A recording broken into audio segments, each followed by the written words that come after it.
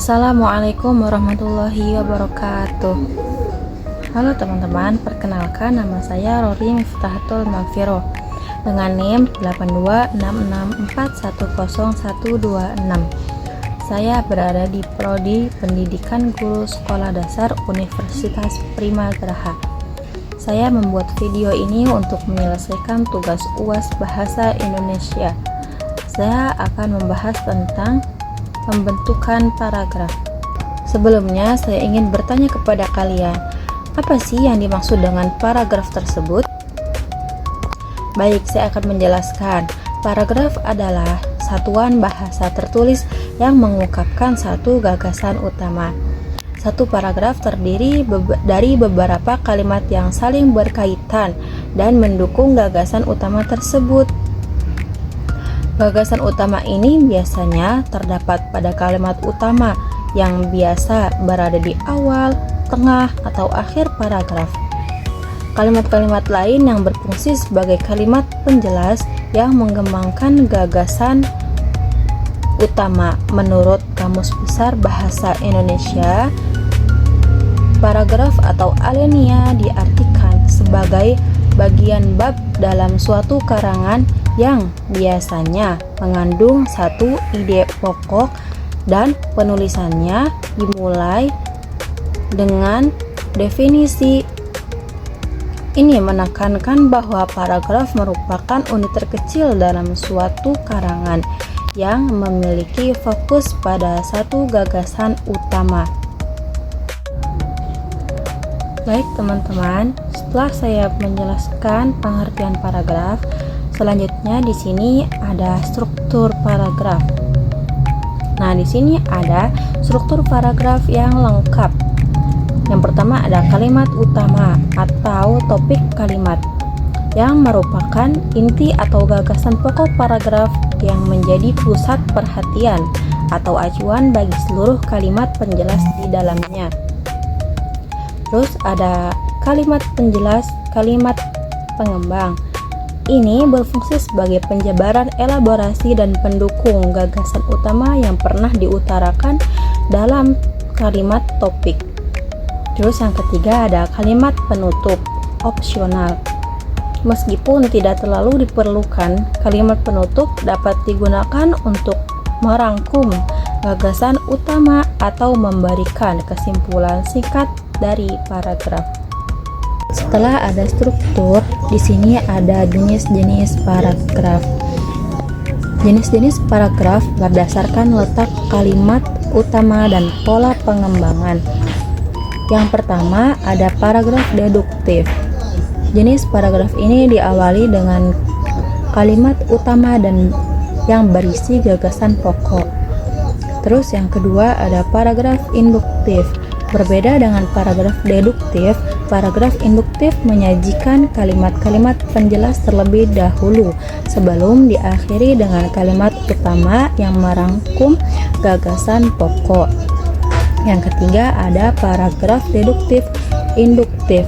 Paragraf jenis ini memadukan unsur paragraf deduktif dan induktif.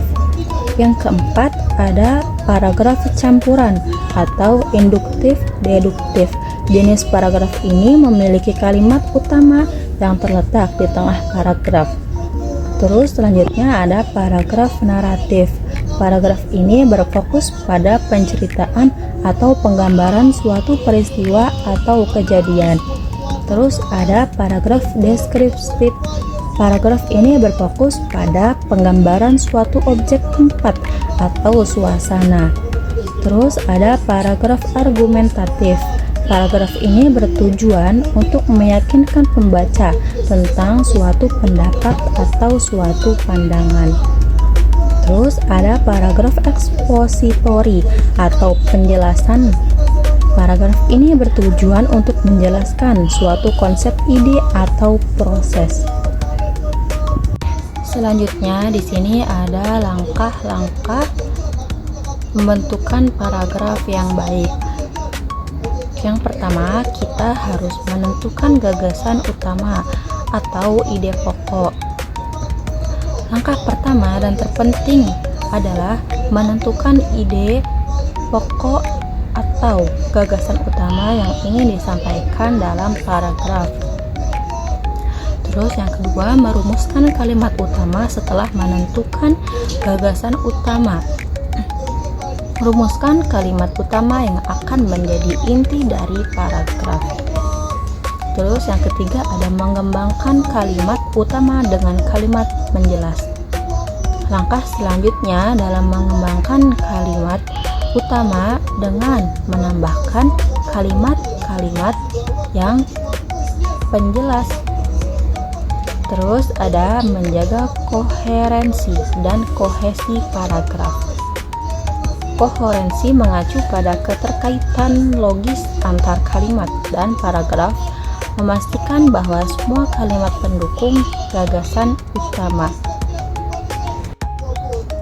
Nah, selanjutnya kita akan menjelaskan pembentukan paragraf meliputi beberapa aspek penting. Nah, yang pertama ada kesatuan pikiran atau yang disebut unity. Setiap paragraf harus mengandung satu ide pokok yang jelas. Kalimat-kalimat dalam paragraf tersebut harus saling mendukung dan menjelaskan ide pokok tersebut tanpa menyimpang. Terus ada koherensi dan kepaduan. Kalimat-kalimat dalam paragraf harus tersusun secara logis dan saling berhubungan sehingga memudahkan pembaca memahami isi paragraf secara keseluruhan. Terus ada letak kalimat utama.